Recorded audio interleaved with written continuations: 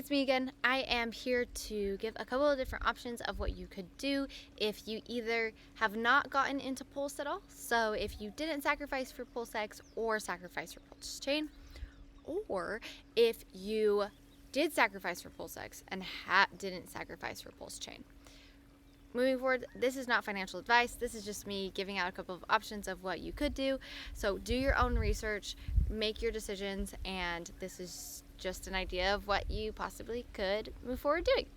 So I am in that latter boat where I did sacrifice for PulseX, but I didn't sacrifice for PulseChain, which is unfortunate. But there is an option for me as well as you if you didn't do that, or if you haven't sacrificed for anything.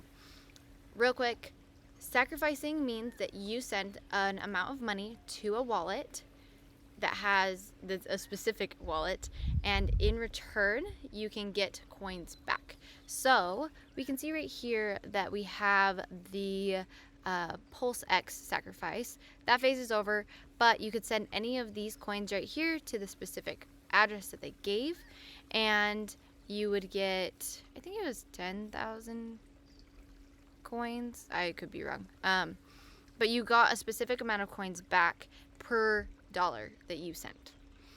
So that was kind of cool. Also, a similar thing happened with PulseChain. Like I said, both of these are closed. So if you didn't get into them, you can't get into them now.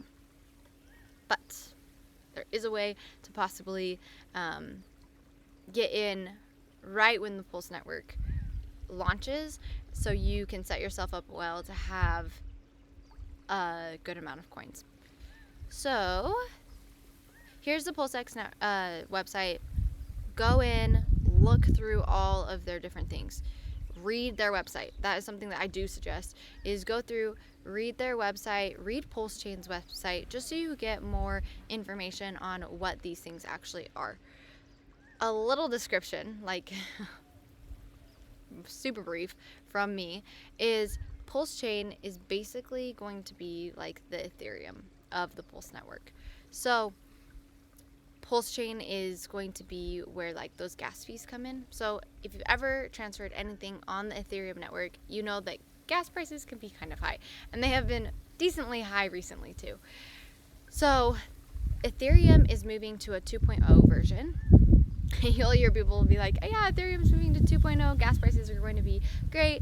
And that is actually why Richard Hart has released the PulseChain network, or he will be releasing the PulseChain network, because the fees on this are going to be so low. If you have done anything on testnet, which I have videos on, if you have done any practicing on testnet, you see the amount of cost for gas, and it literally like boggles my mind that it is so low price-wise compared to Ethereum. So PulseChain has forked off of Ethereum, and what that means is, so I used to actually be a software developer, and you'll have your main code, right? And your main code will be for like whatever software type thing you're doing. You can take the main code and do a fork off of the code, and by doing that, you get the version of code that is previous in the original, but then you make a new version of it, and you can change things on that new version. So that is what Richard Hart did here with PulseChain. So just an FYI, that's what's going on. Is it says it on this website that it is a fork from them. So that's what fork means.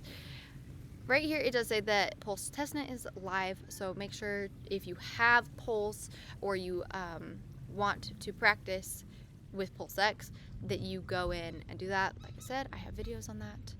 But let's get into the juice of it. So what I am doing, I did not sacrifice for PulseChain, I did sacrifice for PulseX, is I am buying as much hex I can right now through the Ethereum network, so eHex.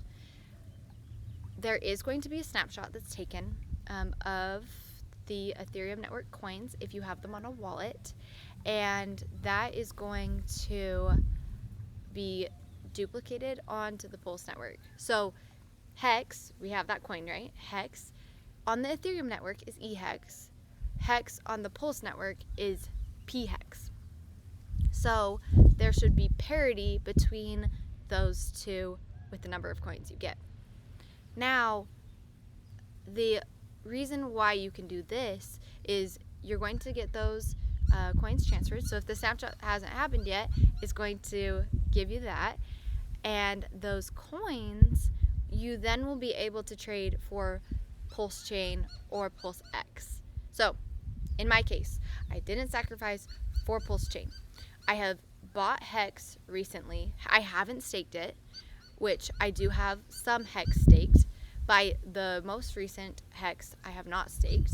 And that Hex will be duplicated over to the Pulse network. And then I'll be able to go in and be able to trade my Hex for PulseChain. So I'll actually have PulseChain to be able to do my transactions and everything.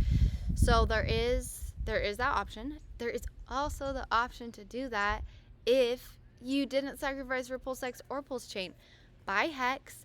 The snapshot, if it hasn't been taken yet, will duplicate your coins over to the Pulse side. So you'll have PHEX.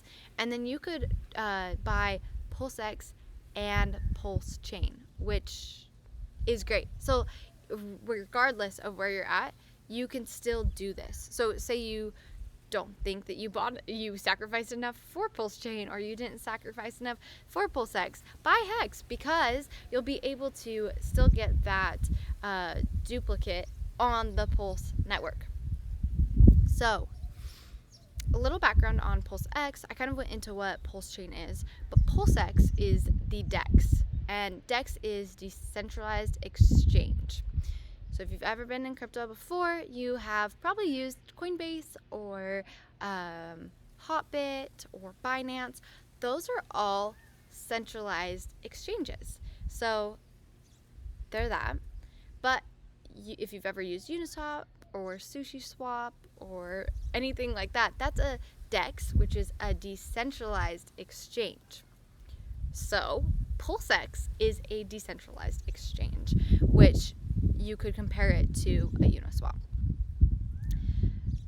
One more time, I want to reiterate what I said about being able to get in on PulseX and PulseChain right out the gate when mainnet is launched, is to buy Hex. It will hopefully be within the snapshot time.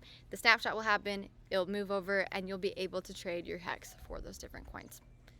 If you have any questions, feel free to leave them in the comments below. I try and get back to them every single day.